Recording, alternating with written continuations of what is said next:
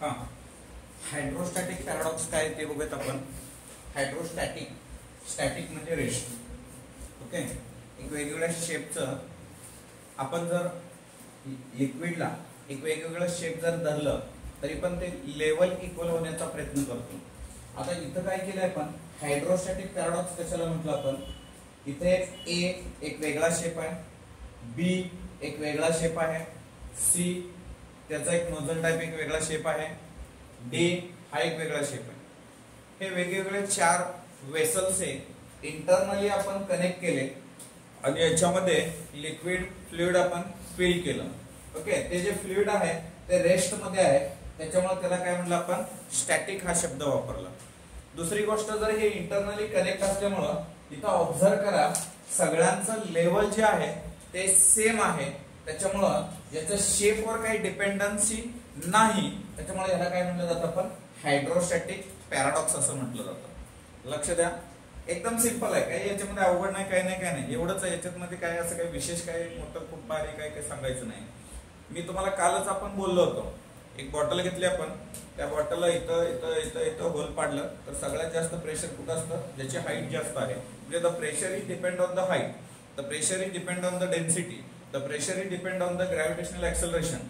पण pressure is independent on the area, pressure is independent on the shape. Okay, so हे जे आहे ते मग आपल्याला जर समजा मी याच्यामध्ये वॉटर काही अजून ऍड केलं, ओके, वॉटर काही अजून ऍड केलं, तर ऍड केलं तर हे इंटरनली कनेक्ट असल्यामुळं याची लेवल तुम्ही ऍड जर करत गेला तर याची लेवल तरीही काय होईल, सेम राहील. कारण ते वॉटर कसं होईल, ऍडजस्ट होत जाईल, ते फ्लुइड कसं होईल, ऍडजस्ट होत जाईल. म्हणजे त्याची जी लेवल आहे ती लेवल कशी राहील रे, सेम राहण्याचा प्रयत्न करेल, जरी आपण हे ऍड केलेलं असेल तरी. म्हणजे ते बरोबर काय होईल, डिस्ट्रीब्यूट होईल. कारण ते सगळे कसे आहेत रे, इंटरनली आपल्याला हे काय सगळ्या शेपचे हे कनेक्टेड आहेत. अशाच पद्धतीनं मग इथं नेमकं काय आहे, level A B C D यांची लेवल सेम असल्यामुळं इंटरनली यांच्यातलं प्रेशर काय असतं, सेम असतं.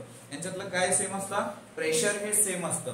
सर तुम्ही म्हणताय आता हे एखाद्या वेळेस इथं जे कशा काय पद्धतीने हे प्रेशर इक्वल होत असेल, हायड्रोस्टॅटिक पॅराडॉक्स या ठिकाणी कसं काय वर्क करत असेल. समजा इथं आपण बघितलं, ऍक्च्युली सर हे अशा पद्धतीने जर कॉलम तयार होत असेल, इथं ए, इथं बी, इथं सी, हे जे आहे हे वेसल याच्यावर काहीतरी फोर्स ऍक्ट करत असेल ना. हे जे आहे हे प्रेशर याच्यावरनं प्रेशर काहीतरी ऍक्ट करून इथं फोर्स काहीतरी ऍक्ट होत असेल. म्हणजे या ठिकाणी जर बघितलं आपण या शेपला, तर इथं व्हर्टिकल म्हणजे हे हॉरिझॉन्टल जे काय या फोर्सेसला आपण रिझॉल्व्ह केलं, हॉरिझॉन्टली जर रिझॉल्व्ह केलं तर हे एकमेकाला ही साइड आणि ही साइड काय होईल, कॅन्सल आउट होईल. फक्त व्हर्टिकली राहील, म्हणजे हाईटच्या रिलेटेडचा फक्त संबंध राहील. तो कुठं राहील, बीच्या वॉटर लेवल मध्ये. आणि त्याची ही डिपेंड्स ऑन द हे कशावर असणार आहे, त्याचं जे प्रेशर आहे हे डिपेंड असणार आहे ते हाईटवर असणार आहे. इथं कुठल्याही प्रकारचा आपल्याला शेपचं काही घेणं देणं नाही, हे समजून घ्या. मी कुठेही ओतलं तरी वॉटर आपण कुठेही झालं तरी पण हे इंटरनली काय होईल, ऍडजस्ट होईल. आणि यांची लेवल सेम आहे, म्हणजे लेवल सेम आहे याचा अर्थ यांच्यातलं प्रेशर काय असणार आहे, सेम असणार आहे. हायड्रोस्टॅटिक पॅराडॉक्स मध्ये आपण एवढंच या ठिकाणी शिकतोय. समजतंय तुम्हाला. ओके, सो याच्यातलं ह्या अशा पद्धतीनं बॅलन्सिंग होतं. आता इकडं बघूयात आपण, हे पास्कल लॉने हे कन्सेप्ट उचलला आणि त्याने काय केलं, त्याचा लॉ काय सांगतोय सगळ्यात महत्वाचं ते चर्चा करू आपण. लॉ मध्ये काय म्हणणं आहे ते बघूयात. पास्कल लॉ काय म्हणतो, the pressure applied at any point in a enclosed, खूप महत्वाचं आहे, pressure applied at any point of an enclosed म्हणजे हे पूर्ण असं बंदिस्त असणार आहे. Fluid at rest in a transmitted equally and undimensional to at every point of the fluid. परत एकदा, काय प्रेशर कसं अप्लाय केलेलं आहे, प्रेशर कसं अप्लाय केलंय, एक एनक्लोज्ड बॉडी आहे, एक ऑब्जेक्ट आहे, ते एनक्लोज्ड मध्ये फ्लुइड कसं आहे, रेस्ट मध्ये, त्याच्यामध्ये फ्लुइड मोशन मध्ये नाहीये. इथे एक एक्झाम्पल मी खाली ठेवलंय, काय म्हणलंय, transmitted equally and undimensional to every point. ते जे काही प्रेशर आहे ते ट्रान्समिट होतं 1 2 3 4 या ठिकाणी आउटलेट आहे. तर या ठिकाणी ह्या सगळीकडे प्रेशर हे इक्वली काय होतं, डिस्ट्रीब्यूट होतं fluid and also on the wall of the container. म्हणजे इथं 1 2 3 4 या ठिकाणी तर होईलच होईल, पण तसंच त्याच्यातल्या त्या कंटेनरवरच्या वॉलवर सुद्धा प्रेशर काय होईल, अप्लाय होईल. काय म्हणलं बघा, provided the effect of gravity is neglected. Effect of gravity हे आपण नाही किंवा निग्लेक्ट केले असं कन्सिडर केलं. म्हणजे काय केलं, सुरुवातीला ए पॉइंटला इथलं ऍट ए ला प्रेशर किती आहे, PA is equal to F upon A इतका आहे. किती आहे, एफ अपॉन ए इतकं ऍट पॉइंटला. तिथं मी फोर्स अप्लाय केला तर यांच्यामध्ये इथं 2F आहे, इथं 3F आहे, इथं F अपॉन 2 आहे. इथं वेगवेगळं आपण फोर्स अप्लाय करतोय वेगवेगळ्या एरियावर. तरी पण जर मी इथं जेवढा फोर्स पर युनिट एरिया असणार आहे, इथं जेवढं प्रेशर ऍक्ट होणार आहे ते 1 2 3 या सगळ्या ठिकाणी जरी फोर्स वेगळा असला तरी प्रेशर हे सेम अप्लाय होतं, इक्वली डिस्ट्रीब्यूट होतं. कुठं या पिस्टनवर किंवा ह्या कंटेनरच्या प्रत्येक वॉलवर हे प्रेशर हे काय होतं, सेम ऍक्ट होतं. असं कुणाचं म्हणणं आहे, पास्कलचं म्हणणं आहे. मग आपण जर बघितलं ऍट पॉइंट बी ला प्रेशर पीबी बरोबर फोर्स आहे 2F, एरिया आहे 2A, हे कॅन्सल केलं तर हे F अपॉन A येईल. सो याला इक्वेशन 1 देतो, याला 2 देतो. ऍट आपण पॉइंट बघितलं, हे कुठं बघितलं, बी च्या ठिकाणी. ऍट पॉइंट सी ला बघितलं, पीसी बरोबर काय घेतलं आपण, 3F अपॉन 3A. हे 3 3 कॅन्सल झालं, हे F अपॉन A हे इक्वेशन नंबर 3 झालं. आपण घेतलं pressure at point D. So PD बरोबर किती आहे आपल्याला, डी पॉइंटला F अपॉन 2 A अपॉन 2. हे 2 2 कॅन्सल झालं, आपल्याला मिळालं F upon A. From equation 1 2 3 and 4 काय सांगता येईल बघा, F upon A means pressure at A equal to pressure at B equal to pressure at C equal to pressure at D. At every point, every piston, the pressure act as a same or equally or undimensioned. At every point, this pressure is acted. Okay? So अशा पद्धतीने आपण एक्झामला कसं येईल, pascal law एक तर define करा आणि also explain करा, किंवा स्टेट द पास्कल लॉ किंवा define the pascal law and explain also. अशा पद्धतीने आपण त्याला त्या पास्कल लॉला आपण एक्सप्लेन करू शकतो. बाबांनो, पास्कल लॉचे ऍप्लिकेशन आहेत, 2 ऍप्लिकेशन आहेत. त्याच्यामध्ये पहिलं ऍप्लिकेशन आहे हायड्रॉलिक ब्रेक. कुठलं ऍप्लिकेशन आहे आपल्याला त्या ठिकाणी, पहिलं जे ऍप्लिकेशन आहे ते हायड्रॉलिक ब्रेकचं आहे. नीट लक्ष द्या, हायड्रॉलिक ब्रेक आणि हायड्रॉलिक लिफ्ट. आता 1-2 मिनिटांमध्ये मी तुम्हाला सांगतो हायड्रॉलिक लिफ्ट आपण कशाला म्हणतो. इकडे बघा, हायड्रॉलिक लिफ्ट म्हणजे काय, समजा आपण एक या साईडला एक कंटेनर घेतलं, त्याला आपण एक पिस्टन जोडलं, या ठिकाणी पिस्टन जोडलं आणि या ठिकाणी आपण फोर्स अप्लाय करणार आहे F1. इथला एरिया जो आहे तो A1 आहे. इथं अजून एक काय घेतलं, कंटेनर घेतलं, ते कंटेनर इंटरनली याच्यासोबत कनेक्ट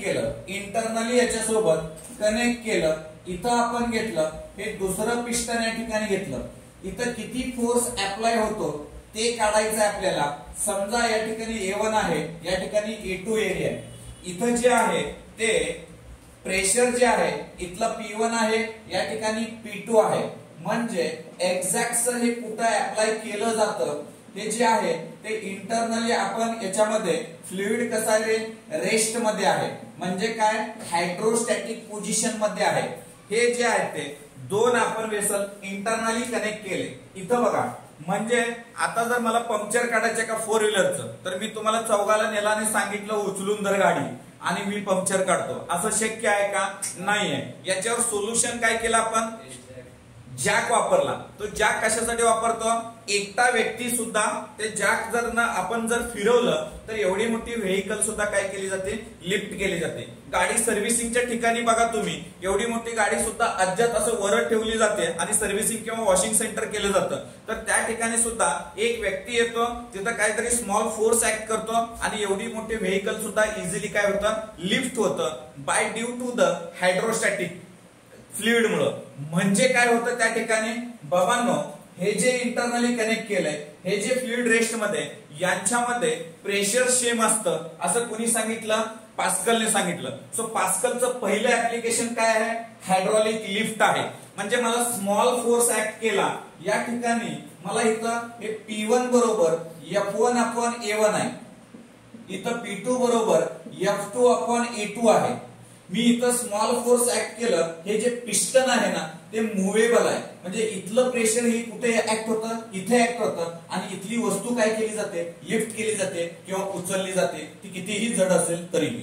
म्हणजे काय, P1 बरोबर P2, सर ती वस्तू किती आहे हे जर बघायचं झालं तर F1/A1 बरोबर F2/A2. मला हवा आहे F2, याला या साईडला पाठवलं A2/A1 इंटू F1. हे मला झालं, हे झालं किती, जेवढी काय तुम्ही वस्तू उचलले ते या ठिकाणी लक्षात येईल. A2 is greater than A1 असणार आहे. A1 हे काय असणार आहे, A2 पेक्षा ग्रेटर दॅन असणार आहे. अशाच पद्धतीनं सेकंड जे आहे ते आपण बघतो, हायड्रॉलिक ब्रेक. ही कुठली सिस्टीम आहे, हायड्रॉलिक ब्रेक. फॉर्म्युला तोच आहे, कन्सेप्ट तोच आहे. हायड्रॉलिक लिफ्ट मध्ये होत असतं काय की आपल्याला एक ट्रक घेऊया, आपण खूप मोठी ट्रक आहे, त्या ट्रकला आपल्याला थांबवायचं आहे. आपण आडवे काय, आता ते चालल्यानंतर काय दगड थोडी टाकणार आहे किंवा त्याला थोडीच आडवं पडून नाही, किंवा कोणीतरी असं धरून बसलंय त्याला गाडीला थांबवलंय, नो वे. गाडीला थांबवण्यासाठी आपण काय करतो रे, ब्रेक अप्लाय करतो. म्हणजे एक व्यक्ती कुठेतरी स्मॉल फोर्स ऍक्ट करतो आणि एवढी मोठी व्हेकल सुद्धा कंट्रोल मध्ये करतो. म्हणजे ट्रेन मध्ये जर बघितलं तर एवढी मोठी ट्रेन सुद्धा एखाद्या स्मॉल ब्रेकवर काय केलं जातं, थांबवलं जातं, अप्लाय केलं जातं. म्हणजे याच्यावर काय आहे, एक स्मॉल एरिया, स्मॉल फोर्स आपण ऍक्ट केला, the large pressure is there will be the acting. म्हणजे ते जे प्रेशर आहे ते सेम. म्हणजे एकदा जर ब्रेक मारलं तर मला चारही टायरला ऍट अ टाइम काय लागतं रे, ब्रेक अप्लाय होतो. हा कुठल्या लॉनं अप्लाय होतो, पास्कल लॉनं. म्हणजे हे दुसरं त्याचं आहे. दुसरं कुठलं आहे, हायड्रॉलिक ब्रेक सिस्टीम. म्हणजे एक नॉर्मल फोर्स ऍक्ट केला तर ते सगळ्या चारही टायरला at a time pressure act होऊन ती व्हेकल काय केली जाते, थांबली जाते. म्हणजे एकदम हाय स्पीडनं जर 4 व्हीलर असेल तर तिला जर लो स्पीड मध्ये करायचं असेल किंवा तिला जर थांबवायचं असेल तर आपण त्या मोशनच्या अपोजिटला, म्हणजे त्या ड्रम मध्ये त्या ठिकाणी फोर्स अप्लाय केला जातो. म्हणजे प्रेशर इक्वल प्रेशर मेथडनं तिथं वापरलं जातं. हायड्रॉलिक ट्यूबनं आपण जर ते यूज केलं तर त्यानुसार आपल्याला तिथं हे ब्रेक सिस्टीमचं वापरलं जातं. ते बुक मध्ये डायग्राम काढले, याचं इक्वेशन हेच राहणार आहे, तेवढी फक्त तुम्हाला ही डायग्राम काढायची आहे. या ठिकाणी आपल्याला पास्कल लॉ हा काय होतो, एंड होतोय.